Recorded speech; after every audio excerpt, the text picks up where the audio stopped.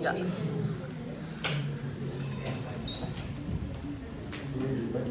Assalamualaikum warahmatullahi wabarakatuh. Waalaikumsalam warahmatullahi wabarakatuh. Yang terhormat Ibu Hidayati selaku penguji serta teman-teman yang kami hormati. Perkenalkan, kami dari kelompok 4.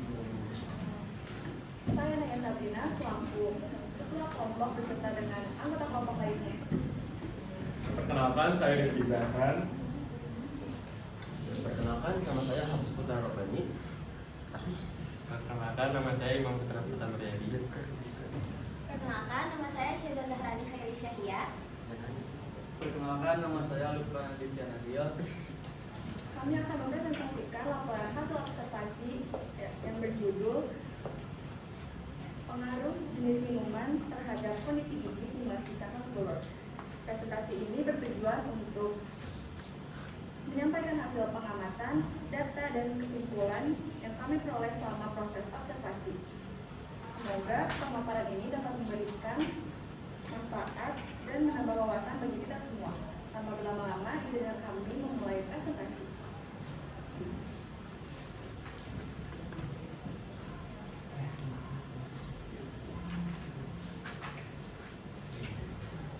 Di sini saya akan menjelaskan latar belakang kami sebagai peneliti. Penelitian ini dilatar belakangi oleh meningkatnya konsumsi minuman manis terhadap remaja. Minuman manis mengandung asam dan gula yang dapat mempengaruhi kondisi gigi kita. Saya ulangi, minuman manis ini mengandung gula dan asam yang dapat mempengaruhi kondisi gigi. Berdasarkan Riskesdas 2018, masih banyak masyarakat Indonesia yang mengalami masalah kesehatan gigi. Untuk mengetahui pengaruh jenis minuman manis terhadap kondisi gigi, kami menggunakan cangkang telur sebagai simulasi dari enamel gigi. Karena gigi dan cangkang telur memiliki kalsium karbonat yang sama sehingga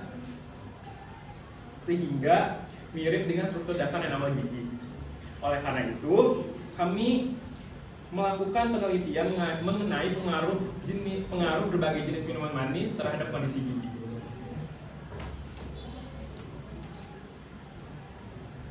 Selanjutnya, saya akan menjelaskan rumusan masalah yang menjadi dasar penelitian kami. Rumusan masalah yang pertama adalah mengapa jenis minuman tertentu dapat mempengaruhi kondisi cangkang telur sebagai simulasi gigi. Hal ini tuh penting untuk diketahui karena setiap minuman memiliki tingkat keasaman dan kandungan yang berbeda-beda, sehingga nantinya dampak yang akan diberikan ke gigi pasti akan berbeda. Yang kedua ada bagaimana tingkat keasaman minuman mempengaruhi tingkat kerusakan cangkang telur. Melalui pertanyaan ini, kami ingin mengetahui apakah semakin asam satu minuman, maka akan semakin besar pula tingkat kerusakan yang terjadi pada gigi. Pada cangkang telur yang dijadikan sebagai modal enamel gigi. Berdasarkan rumusan masalah tersebut, kami memiliki dua tujuan utama. Yang pertama adalah mengetahui pengaruh berbagai jenis minuman terhadap kondisi cangkang telur yang dijadikan sebagai modal enamel gigi. Dengan begitu, kami dapat melihat minuman mana yang berdampak paling besar terhadap kerusakan cangkang telur. Yang kedua ada mengetahui hubungan tingkat keasaman minuman dengan tingkat kerusakan cangkang telur. Hasil penelitian ini diharapkan menghasilkan gambaran mengenai pengaruh minuman terhadap kesehatan gigi, sehingga meningkatkan kesadaran masyarakat dalam memilih minuman yang akan dikonsumsinya sehari-hari.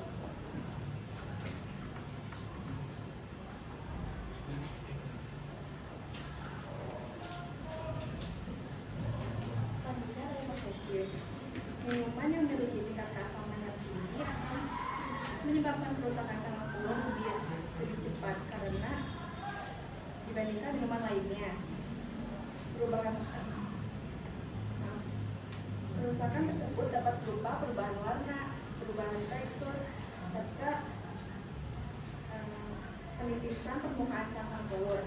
Semakin tinggi tingkat keasaman pada cangkang telur, maka semakin cepat, semakin besar yang terjadi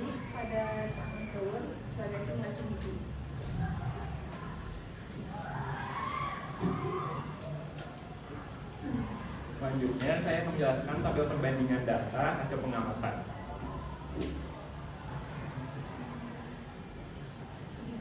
Pada minuman soda,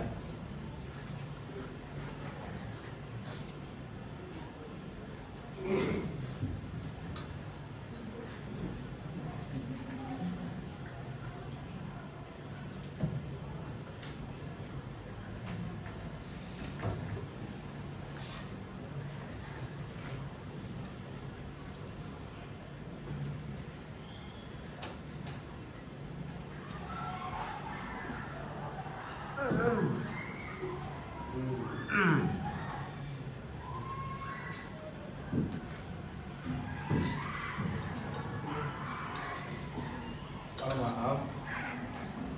Selanjutnya di sini ada pendekatan media dan metode. Pendekatan yang kami lakukan adalah melakukan melalui pendekatan kami, yaitu melalui kualitatif.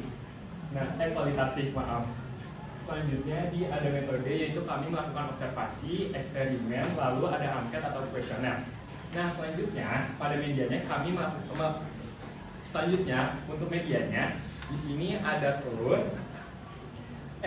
cangkang telur, lalu ada soda, teh, dan kopi.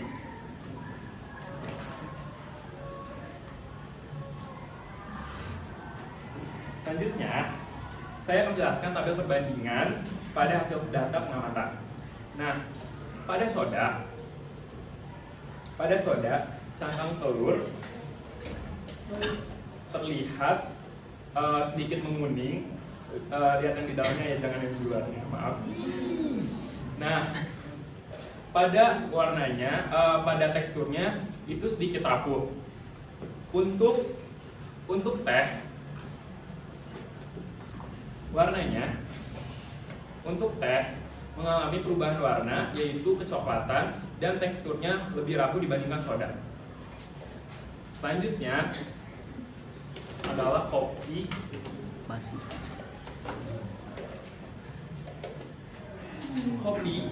Selanjutnya pada kopi, warnanya sudah hitam pekat dan kondisi teksturnya itu sangat rapuh dan bahkan hingga tidak berbentuk lagi.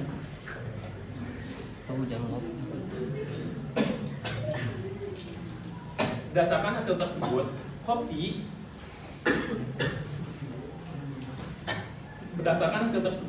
kopi mempengaruhi kondisi cangkang telur sangat besar jadinya.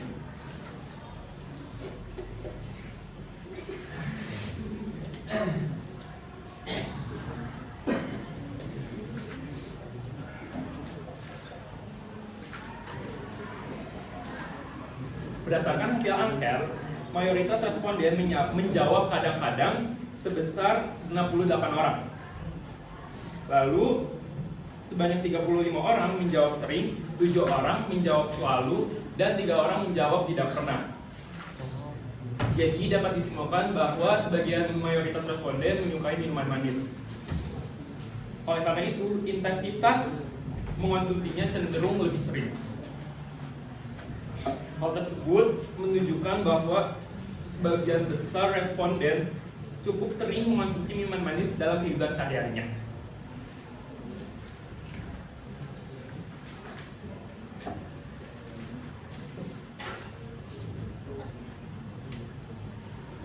Berdasarkan hasil angket, mayoritas responden mengetahui bahwa minuman manis dapat merusak gigi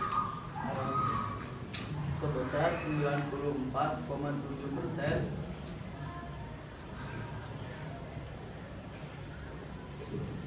Sementara itu 5,3% responden menjawab tidak mengetahui hal tersebut.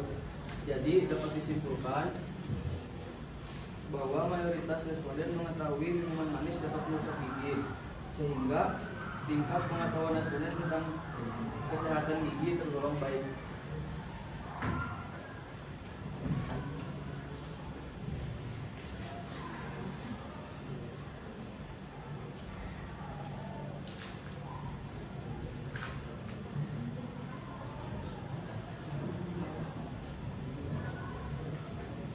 Berdasarkan hasil angket, mayoritas responden berubah, yaitu sebesar 55,8%.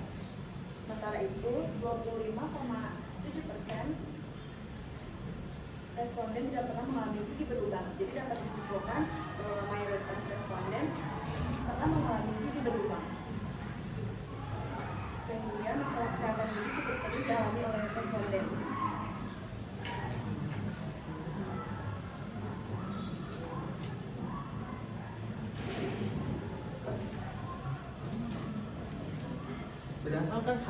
Berdasarkan hasil angket ini, sebesar 95,6%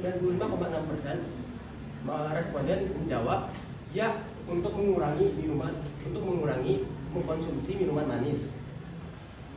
Sementara itu, hanya sebagian kecil yang menjawab tidak atau tidak mengkonsumsi. Dan dari data tersebut, kita bisa menyimpulkan bahwa dari data tersebut dari mayoritas responden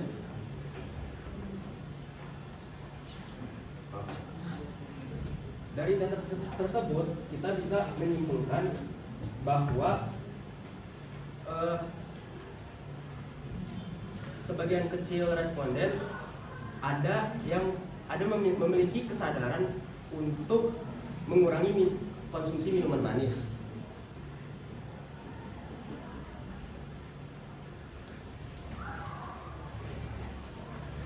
Pada grafik ini dilihat bahwa alasan responden mengurangi mengonsumsi minuman manis. Dari 113 jawaban yang terkumpul, yang paling dominan adalah rasa enak sebanyak 95 jawaban atau 84,1%. Bisa dilihat bahwa cita rasa adalah faktor utama para responden ingin mengonsumsi minuman manis dalam sehari-hari. Yang kedua, ada kebiasaan 18,6% atau 21 orang.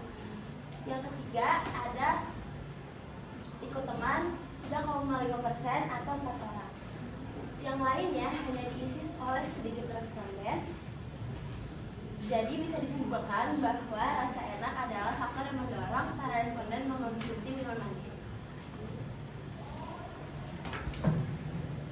Simpulan dan saran. Berdasarkan hasil penelitian yang telah dilakukan,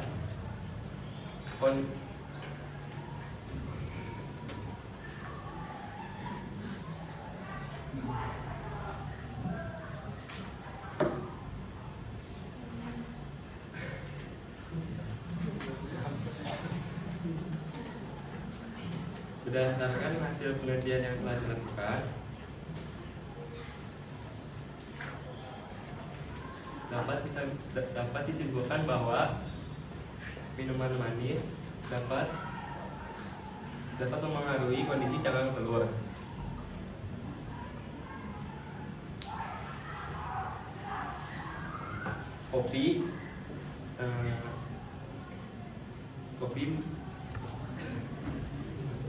Kopi memberikan perubahan yang lebih besar dibandingkan yang lainnya. Hasil angket juga menunjukkan bahwa sebagian besar responden cukup sering mengonsumsi minuman manis secara berlebihan dan mengetahui dampaknya. Selanjutnya, saran bagi peneliti, penelitian ini diharapkan dapat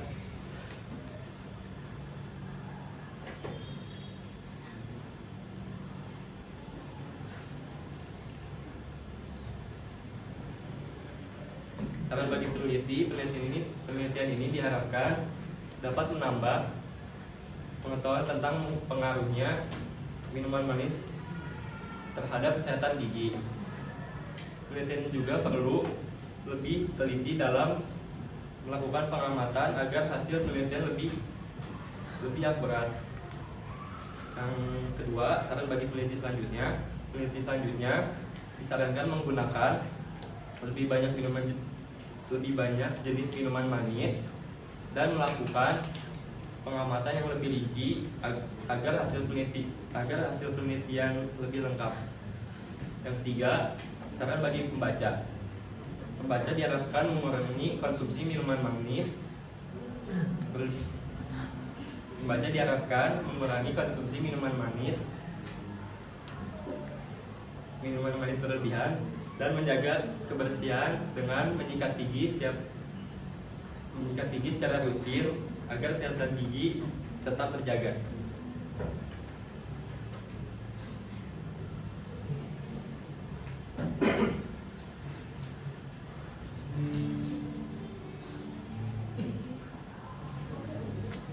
Berikut adalah lampirannya. Yang paling pertama itu ada proses masuk. Oke, izin menambahkan pada lampiran ini berdasarkan hasil fotonya, yang pertama ini ada diskusi, yaitu yang pertama ini diskusi untuk bab 1, yang kedua ini untuk diskusi bab 3, dan yang ketiga ini ada di bab 3 diskusinya. Nah, selain itu di sini juga ada proses untuk mengetahui jenis minuman manisnya atau cara membuat eksperimennya. Yang pertama ini yang pertama ini kopi. Jadi kita menggunakan kopi instan yang bermerek G. Yang kedua ini kita menggunakan teh, yaitu dengan 2 sendok gula. Dan yang ketiga ini kita menggunakan soda. Nah, setelah itu kita masukkan cangkang telurnya. Jadi cangkang telurnya itu dibagi 2.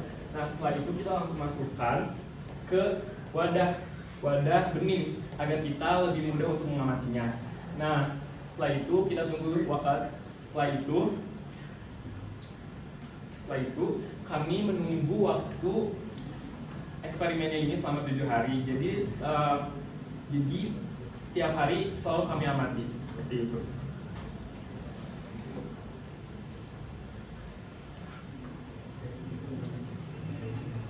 Berikut ada daftar pustaka yang kami gunakan selama melakukan proses observasi.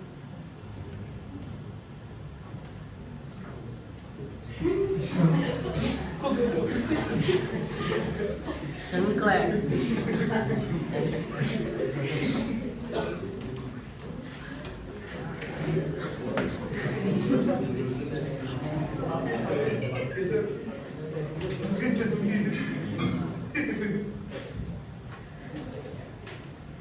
Yang kanan jelas.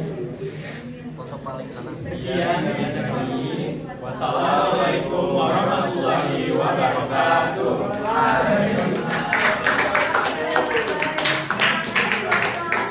Saya Rifki, Hafiz, Unta, Seza, dan Lutfa.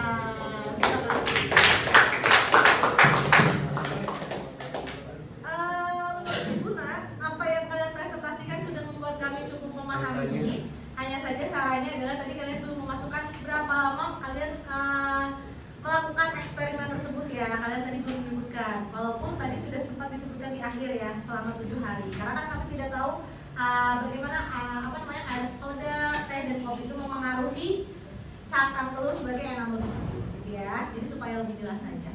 Nah, berikutnya boleh tolong salindianya diputar-putar ditayangkan di bab 2 coba. Oke, kalian memeriksa ini, nah yang ingin ibu tanyakan adalah intensitas kalian memeriksanya apakah rutin setiap hari atau ketika sudah ditentukan 7 hari dan kalian memeriksa ketika hari ke-7-nya? Boleh silakan berdiri ya. Itu menjawab, kami mengeceknya setelah 7 hari disimpan. Oke, jadi memang sengaja didiamkan ya? Oke, baik, terima kasih. Nah, berikutnya adalah untuk presentasi tadi kalian sudah cukup baik ya. Hanya memang menurut ibu cara bergantiannya perlu diperbaiki lagi ya. Karena agaknya tadi ada beberapa yang giliran siapa nih agak sempat lama tadi ya terhenti, tapi tidak apa-apa, wajar mungkin karena grogi ya. Nah, kemudian tadi ada beberapa diksi yang disebut, misalnya kita yang seharusnya kami, cuma ya tidak apa-apa, itu masih bisa ditoleransi. Lalu kalian mungkin juga harus menyertakan ya nak, kandungan yang ada di dalam soda, teh, dan kopi ini apa ketika presentasi. Karena di LHO-nya sudah cukup rinci, tapi ketika presentasi kami menjadi kurang paham itu apa yang membuat perbedaan di antara mereka. Sampai-sampai yang dimasukkan ke dalam kopi ini cangkang telurnya hancur lebur ya, sedemikian rupa gitu ya. Jadi mungkin nanti bisa ditambahkan lagi karena apa yang kami baca, apa yang kita baca, yang ibu baca dengan yang dipahami oleh teman-teman kalian mungkin akan berbeda gitu ya. Baik, itu saja, kita langsung saja ke persentase. Coba tolong refleksikan berapa persen kerjasama kalian di dalam kelompok kalian masing-masing. Kita mulai dari Naya, berapa untuk diri kamu dalam skala 0 sampai dengan 100%? Berapa persentase? Singkat saja, 1, 2, 3. 90%. Oke, baik. Iki, Rifki? 85%. 'Singkat saja, 1. 90%. Oke, baik. 90%. Oke, baik. Hafiz? 1, 2, berdasarkan refleksi diri kamu saja ya. 3. 65%. 65%. Karena kamu sempat tidak mengikuti kerja kelompok begitu ya. Oke, baik. Berikutnya Putra, 1, 2, 3. 85%. 85%.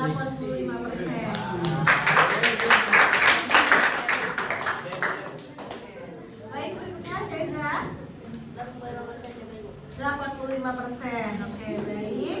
Lanjut Ufan. 80% Bu.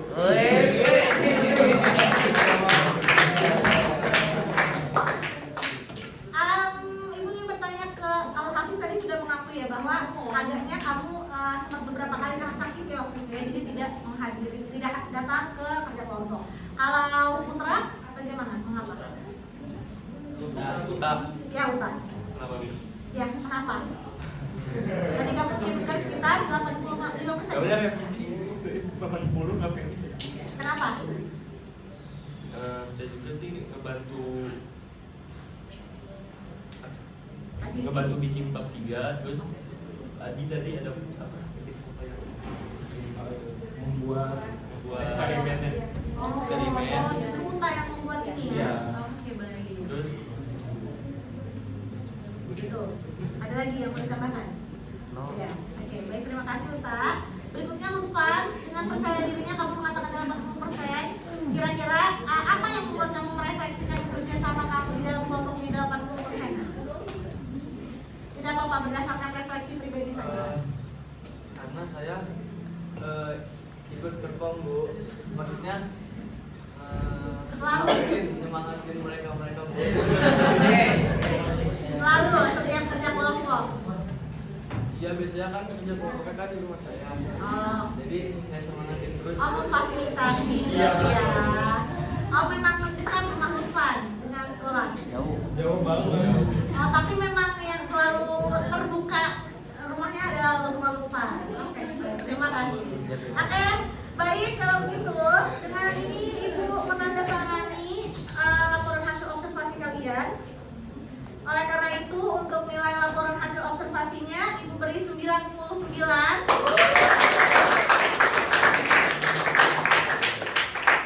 Lalu untuk PPT-nya, karena tadi ada beberapa bagian yang menurut Ibu harus ada yang dijelaskan dan harus ada yang dipangkas ya.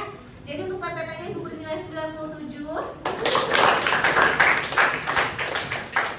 Berikutnya tadi sebetulnya presentasi kalian sudah sangat keren ya, karena ada demonstrasinya juga, kalian juga membawa